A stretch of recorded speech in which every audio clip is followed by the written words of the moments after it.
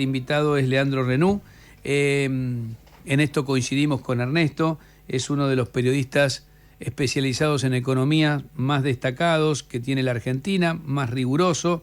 Y además el motivo de la invitación hoy tiene que ver con que acaba de publicar un libro que se llama Jefes y que tiene este sugestivo subtítulo: Cómo la élite empresaria argentina se convirtió en el verdadero poder.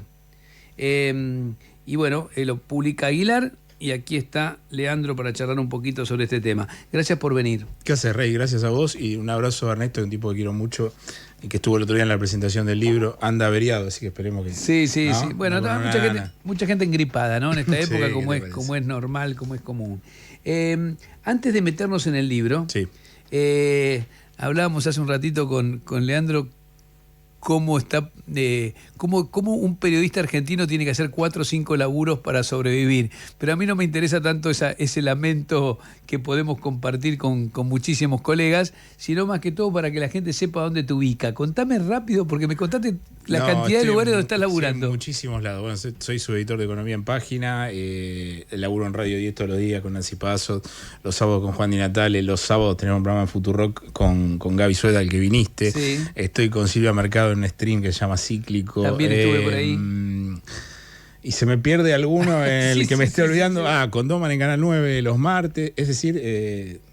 Y en el medio de uno pronto, se pierde, sí. Y en el medio de pronto te escribís un libro como este. Sí, yo soy bastante prolífico en la escritura, así que eso me ayuda un poco a sobrellevar esos desafíos, pero es difícil, es difícil. Porque además la escritura te lleva mucho tiempo, vos lo sabés, digamos. Sí, claro. De todo eso es lo que más trabajo te lleva. A ver, arranquemos con el libro, que hace un aporte importante, porque además se está discutiendo mucho sobre el tema del empresariado, ¿no? Que en el libro de alguna manera lo que revela directamente del subtítulo, que la élite empresaria es el verdadero poder. Uh-huh.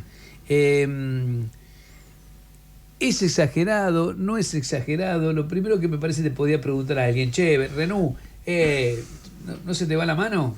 Bueno, a ver, vamos por partes. El libro es un proceso de observación del sector privado empresario, sobre todo de los capitales grandes, que tiene más de 25 años, digamos. Eso, ¿por qué lo cito?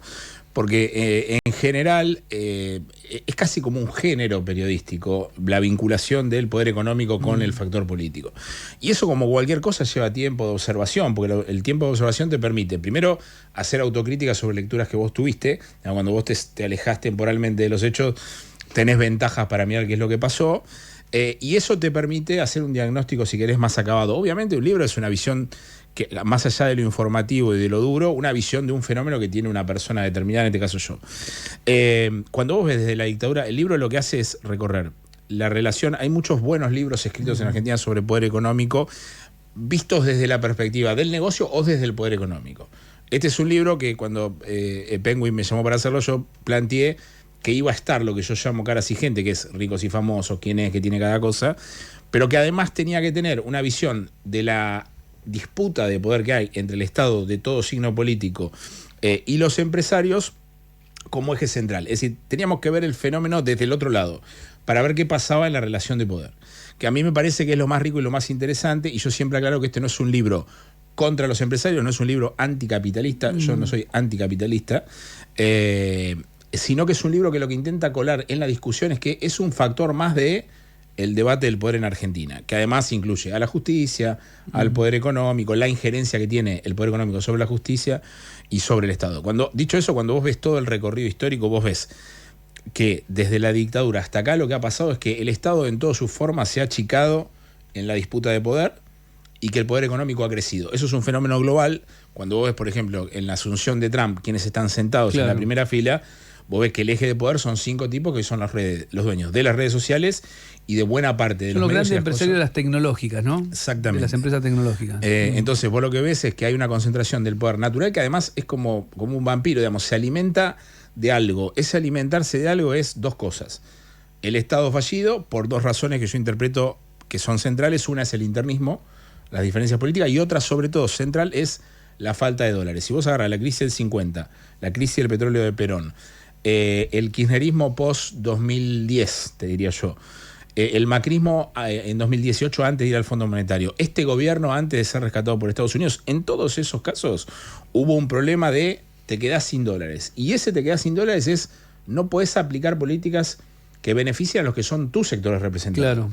Por eso Milei no tiene el problema de la disputa con el poder económico. No solamente porque piensa parecido, sino porque él no tiene una intención de, bueno, si me quedo sin dólares esto me va a debilitar. Porque Milei es más pro empresa que los empresarios. Claro, claro. Entonces ahí es el primer gobierno de los tres gobiernos que yo interpreto como fundamentales en la consolidación del poder empresario que no hace ningún tipo de disputa con el poder económico.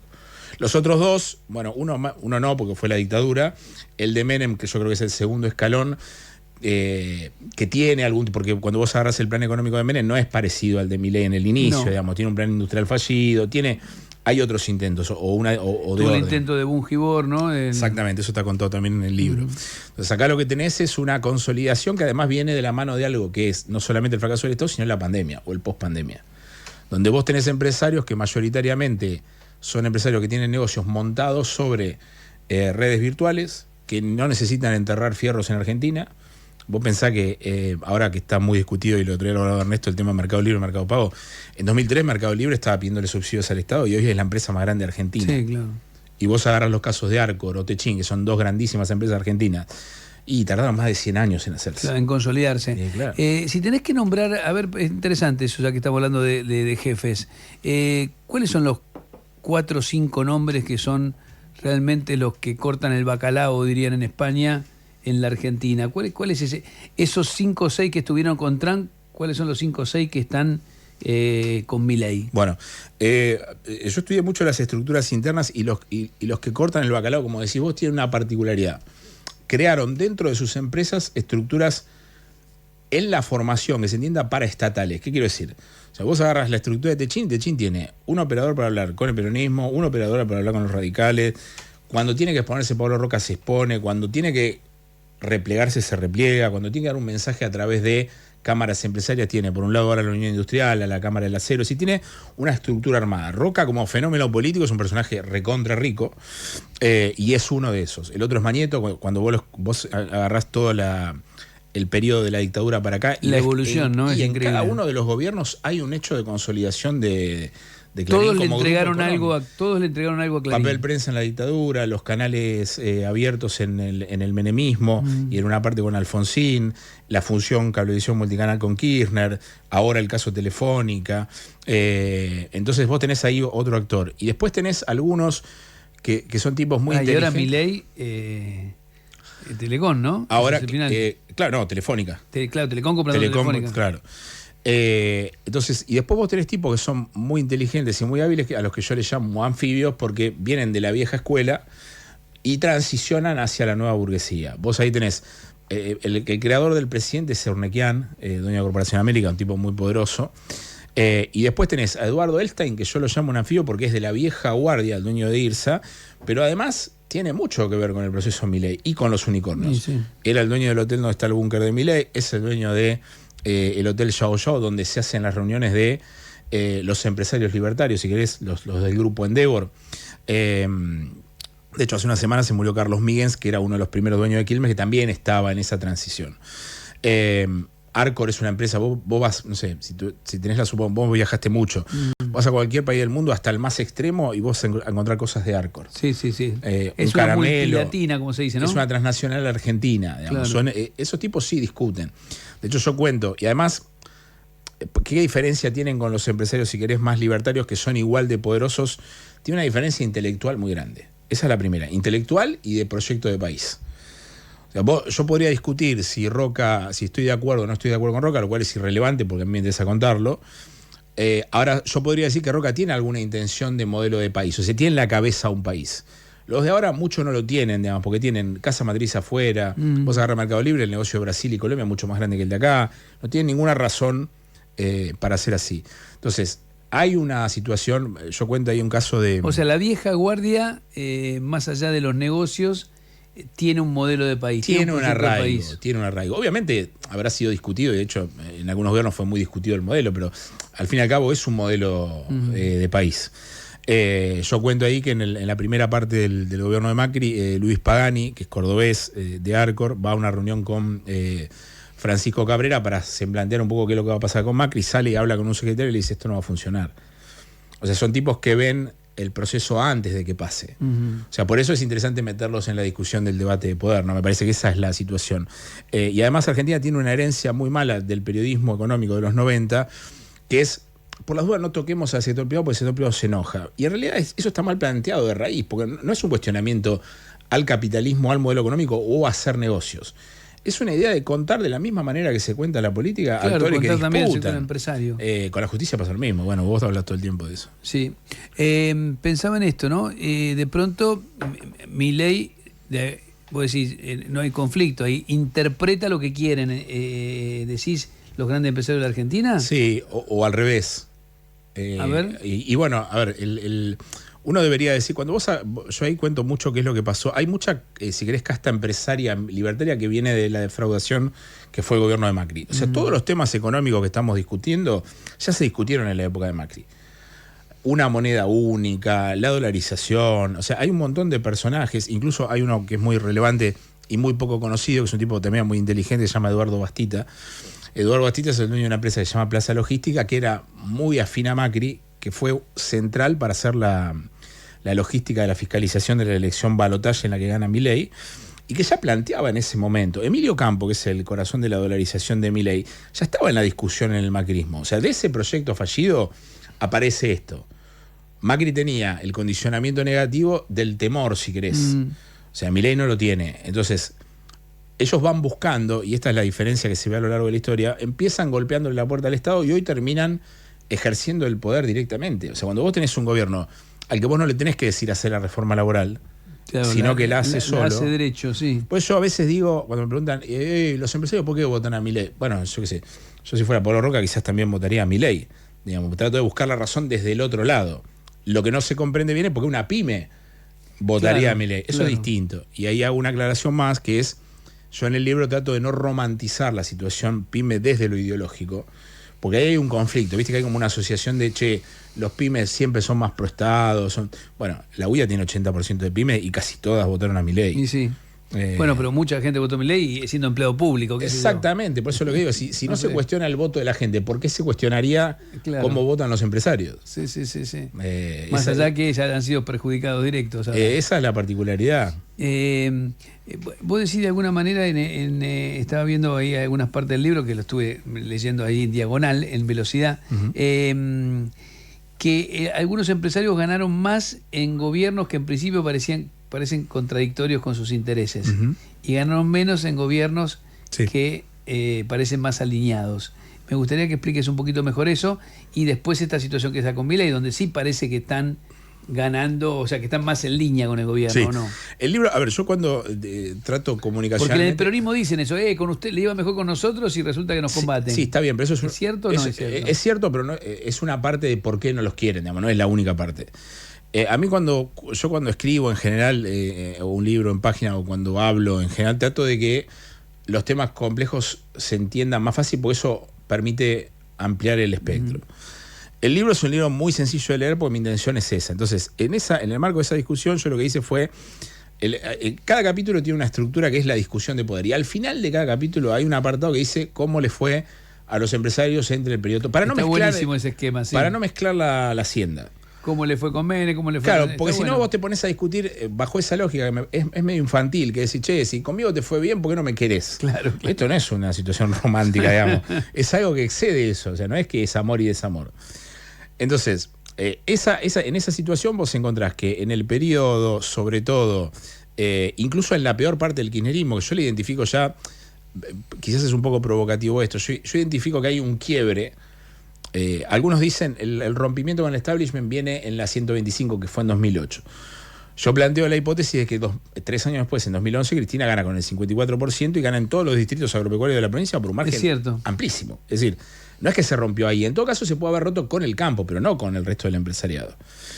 Entonces, cuando vos agarrás ese ese periodo, yo cuento ahí que Argentina venía, viste que se elogia también mucho el primer gobierno de Kirchner, ¿no? Como el mejor de toda la historia. El que tenía el equilibrio fiscal, Claro. etcétera, etcétera. Cuando vos hablás, y todo esto son conclusiones que uno saca hablando con la política y con los empresarios, cuando vos estás en una crisis 2001, el consenso general, incluso de los sectores del poder económico, es tenemos que salir del pozo. Entonces ahí vos agarrás, yo repaso muchas de las editoriales de Clarín sin firma en el periodo de Kirchner y son impactantes, diciendo, che, miren que este tipo está pensando en una burguesía y quizás tenga razón. Esa etapa es el consenso de crecemos. Después de eso viene la primera Cristina, que es, che, la plata está acá arriba de la mesa. ¿Esto quién se lo va a llevar? O sea, el crecimiento ya estaba conseguido. Ahora, la etapa de la distribución, que es la etapa de la disputa política entre los grupos económicos y el kirchnerismo, es la más áspera.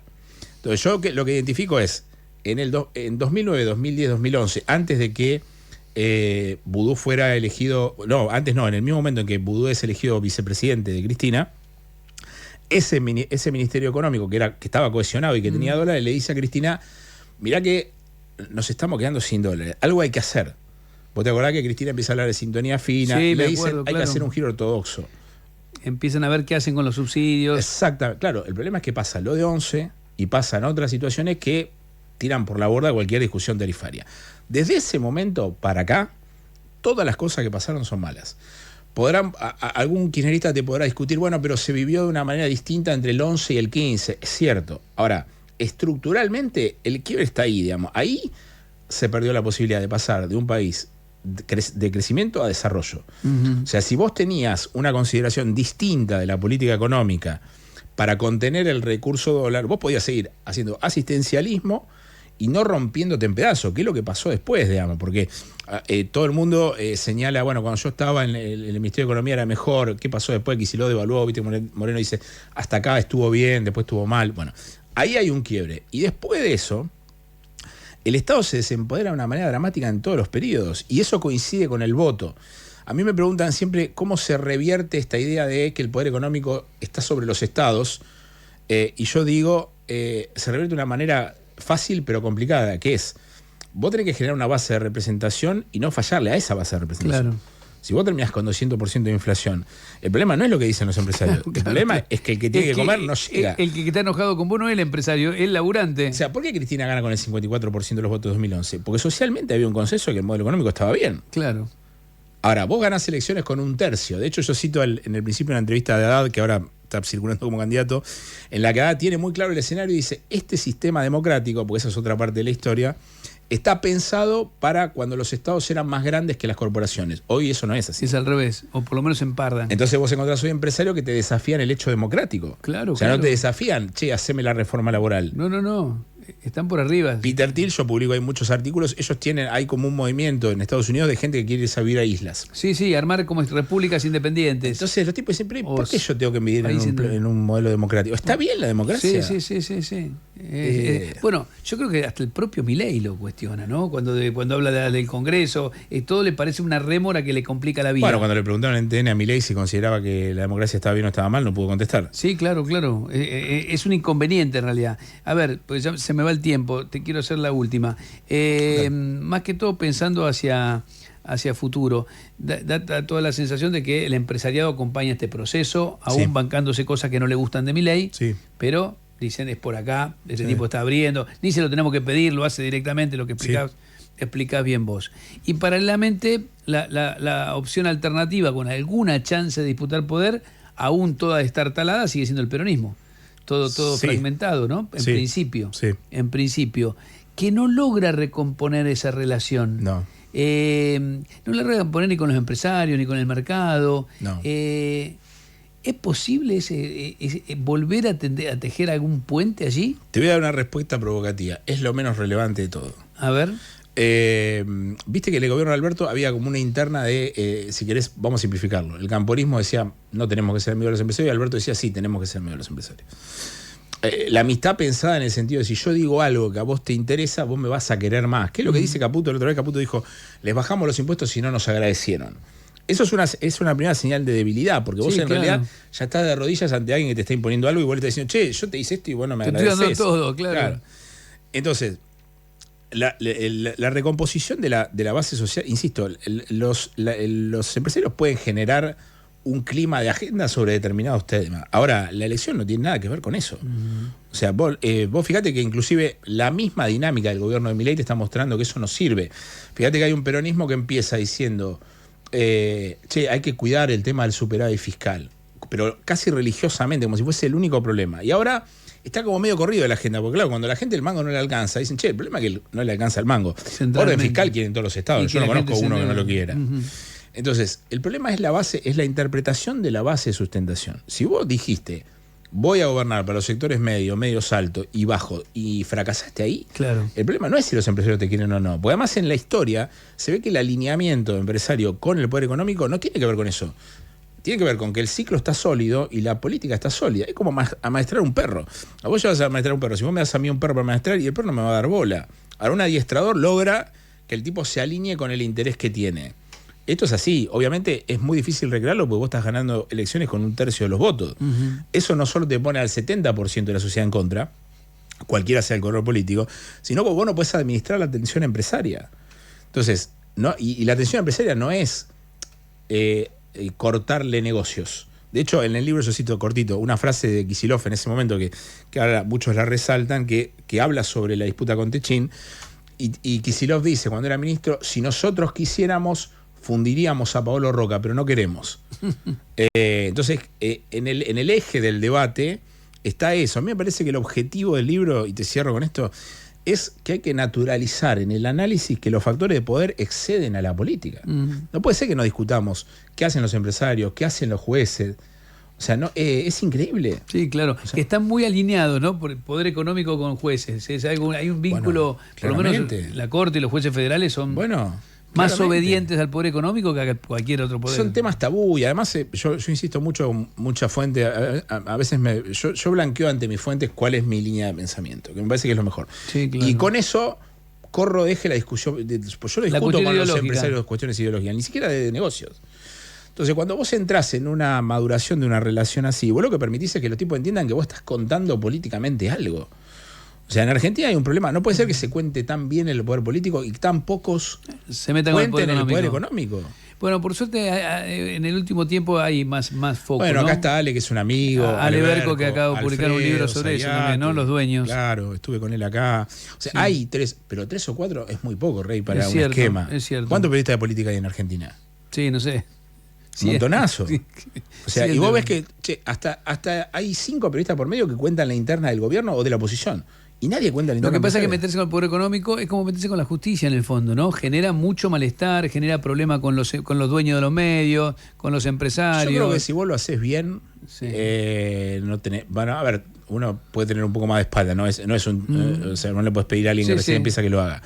Pero parece que son discusiones. Aparte, pero son venimos centrales. Al mundo a trascender, digamos, a hacer algo que tenga interés, me parece. Y si está hecho de buena leche, que insisto, me parece que eso es, digamos, el periodismo. Vos ves grandes portales de periodismo político que les rayan el auto a los políticos de una manera constante. Es que es mucho más fácil. No se puede. Es mucho más fácil el control de los políticos, escracharlos, que hablar de un empresario X y su relación con los jueces. Por algún lado hay que empezar. Está bien. Y bueno, y el libro es un intento muy sólido hacia ese lado. Les recomiendo Jefes. ¿Estás con alguna presentación en breve por acá? Ahora vamos a hacer una. El otro día hicimos una con Alfredo y con Noelia, con Alfredo Zayati y con Noelia. Vamos a hacer otra ahora, no puedo decir con quién ni en qué librería. Vamos a arrancar una serie de presentaciones en universidades. Así las podemos proponer. Por supuesto. Vamos a hacer mesas también. Universidades, vamos a ir al interior, que ya tengo invitaciones, así que nada, llevándolo por todos lados. Muchísimas gracias. Un lujo, Rey, gracias.